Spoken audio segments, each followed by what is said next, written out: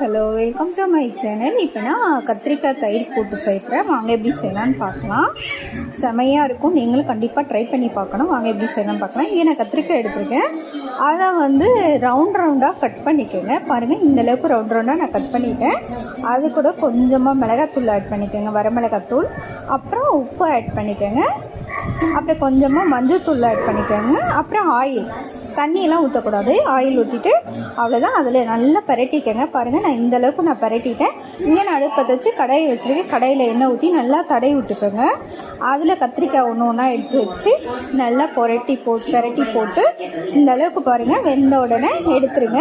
அதே கடாயில் கடுகு, உளுந்து, ஜீரகம், அப்புறம் பெரிய வெங்காயம் அதை நல்லா வணக்கிக்கோங்க. ரொம்ப வணங்கக்கூடாது. வெங்காயம் லைட்டாக வணங்கினா போதும். அது கூட கொஞ்சமாக வரமிளகாத்தூள், அப்புறம் மஞ்சள்தூள் இதையும் ஆட் பண்ணி எண்ணெயிலே நல்லா வணக்கிட்டு இங்கே நான் அடுப்பு ஆஃப் பண்ணிக்கிட்டேன். இங்கே நான் பாத்திரத்தில் தயிர் எடுத்திருக்கேன்.